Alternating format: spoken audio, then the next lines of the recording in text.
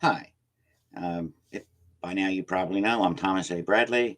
I am a multi-award winning horror author, and I've been reading my novella Sundown Rising in episodic form. So today we're going to pick up with episode 7. As I said before, I don't do recaps, as all these videos are still available if you need to catch up, want to find some of the mistakes I've made. Yeah, that's fun stuff. Anyway, that's where we are. I'm going to pick that up, and we're getting close to the end. We probably have today and two more episodes. I'm not sure how I'm going to break it out, but that's probably how it's going to go. So we'll see what happens. And here we go. Adam arrived at the cemetery 40 minutes before the scheduled meeting. He sat out front in the Chevy Suburban with the darkly tinted windows that I had procured for him. When his counterpart arrived 30 minutes later, they took up their positions at opposite gates, ensuring we would not be disturbed. I did not arrive early, nor did my counterpart. I did not, I'm sorry, that would have violated the rules of trust. We were each bound by certain etiquettes peculiar to our species. At precisely the appointed time, we both arrived at the center of the cemetery. There was a familiarity about her appearance which I could not immediately place. Good of you to come, I said. Good of you to come, she replied. I have many questions, I said, standing with my hands in my pockets. I could still smell the life force in her that allowed her to move through daylight. I am not sure I have or am willing to divulge all the answers you seek. Who made you? It is generally accepted as inappropriate to take a child. He that made me hunts also in this city. She stuck her hands in her back pockets and kicked lightly at the dirt. You should not blame him for me, for I believe he is unaware of my creation at his hands. That's rather cryptic. I find it difficult to believe that he could have given you the life you have without knowing. It is a conscious decision that demands deliberate action. She giggled, a forced and sardonic giggle. His actions were deliberate, that's for certain, and I'm sure at the time of a very conscious nature. Still, he does not know he created me.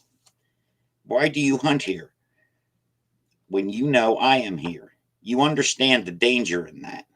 I hunt here because he hunts here. I watch and learn. How is it you are part mortal? She giggled again.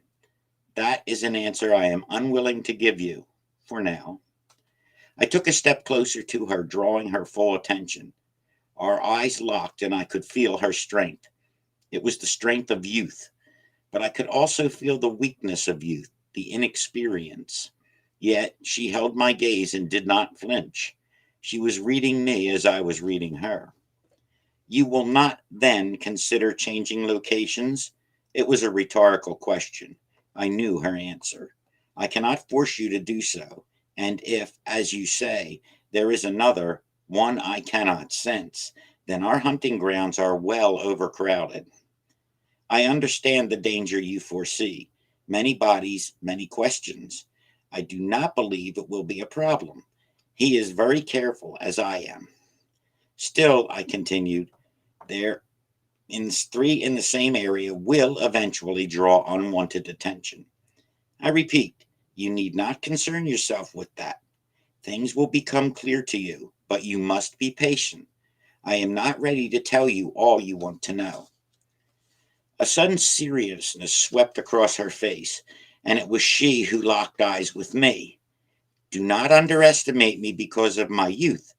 The word made her giggle again. I am equal to the challenges I face and have a better than average ability at reading thoughts. She turned and looked over her shoulder at the street behind us. For instance, I know you feared I would detain you. I assure you, I am not prepared to battle with you, nor do I wish to at this time. So, you do not need the four legged guardians that stare at us through the darkness from within your manservant's vehicle. I can see them in his mind. I can smell them. Your statement implies that you are contemplating such a battle in the future, I snapped. That is, as with all things, possible.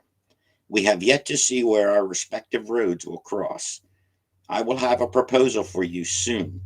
In the interim, we can coexist by agreeing, as you would like, to hunt carefully in different areas. Is that satisfactory to you?" I nodded my agreement, although I was far from satisfied. I knew that pressing the matter further would be fruitless. She smiled and kicked lightly at the dirt the way a horse will paw the ground for want of activity. "I will give you this much," she said, a wry smile on her face. "You knew my mother a long time ago, before I was created. She was never anything but mortal, so you needn't worry about a fourth in the area. She has since passed beyond our reach, so do not try to find her. What remains of her is, perhaps, only a distant, unjogged memory of yours." She turned slightly, allowing the moonlight to reflect off her face. And in that moment I saw the unknown familiarity that I had felt before. And still, it was beyond my reckoning. "We should go now," she said. "We have yet to feed, and your resting hours approach." She said nothing more. I watched as she vaporized and drifted across the cemetery and out the gate, like a slow moving mist on a damp morning. At the far end of the cemetery, I saw her guardian nod to mine and then disappear down the street into the darkness. "Take the children back," I said to Adam. "I shall be alone shortly." Although confined to the blackness of my crypt for the day, I did not sleep. I lay in my casket, the child's face circling in my mind. Desperately, I tried to bring its familiarity into focus, to recognize it. It was close, but still eluded me. I also attempted to understand her comment about her mother, but that, too, remained foggy. There were so many mortal women I had known, both as daylight walker and after. I sorted through the faces locked in my memory: casual passers-by, female victims, faces I'd seen on news stories or television, but I could not make an association between any of them and this girl. I pondered the other, too, the one she claimed made her. I wondered how he could be here and I not know it. Why couldn't I sense him as I had the girl? These questions and puzzles kept burning through my mind. With the sunset came my hunt. I had not rested and was weakened. I would not I would need more than one victim tonight, maybe more than two. I could already feel the dead tissues of my body degenerating. My first attack would have to be swift. I would need young blood. Adam had done his job as usual, but the targets were too old for what I needed immediately. I would have to find my own first kill, and it would have to be made early, much earlier than I usually killed. There would still be many mortals up and about, unlike the small hours of the morning. From a street corner in Manayunk, I watched as the late evening shoppers bustled about their business. I watched them come and go, my eye on the lookout for the perfect target, alone. At the end of the block, I saw a young woman emerge from her row house with a small dog. I watched her as she made her way down the street, cooing and coaxing the dog to complete its business so she could go back home. When she turned the corner, I followed. Halfway down the street, she turned into a neighborhood park. It was empty and would serve my purposes well. As I approached her from behind, keeping my distance at first, the dog began to sense me. It turned and snarled at me, growling and jumping at the end of its leash. The woman should have been unnerved at my proximity, but I think that it was my suit that put her at ease. "I'm terribly sorry," she apologized, pulling back on the leash as hard as she could. "Tippy usually doesn't act this way. She's usually a very friendly doggie." "That's quite all right," I said, smiling as I walked closer to her. "She's just protecting her master." I was standing directly in front of her when the attack came. It was swift and merciless. Had I not been what I was, I would have been unable to follow it. A dark shape swooped down and grabbed up the dog. It was so fast that the dog had no time to cry out before it was dead. From a mortal standpoint, the dog vanished momentarily, only to reappear as a headless carcass. I reached out and grabbed the horrified woman before she could scream, and in another moment my first kill of the night had been accomplished. Thought I'd help out, said the girl, standing beside me. We should not be feeding in the same area, I said sharply. You can hardly call a dog feeding. I was just giving you the opportunity you needed. She kicked the pug, and it went sailing through the air like a gutted stuffed toy. Her hands were in her pockets, and she swayed her hips from side to side. A mortal male would have instantly been sexually attracted to her. I was angry. I do not need help, and we had an agreement. I'm keeping to the agreement. I didn't feed. I just killed the stupid mutt. I was about to continue the chastisement when she lifted up and drifted away. I let her go. There was more to her than I had at first assumed. How much more remained to be discovered. Later, I took a young couple making love in the secluded area of the park. I was satiated and my strength was back to normal. I could once again sense the cohesiveness of my dead flesh.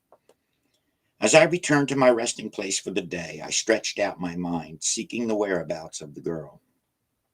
What I felt did not come from me. She was close, very close. Yet there was nothing I could do. The sun had already crested the horizon, and I was once again a prisoner of the undead's curse. It was another restless day for me. I could not afford too many of these. They severely weakened me. But I could not sleep. I could feel her, closer than I wanted her. It was only because of the wolves and the powers I'd given them that made me feel safe.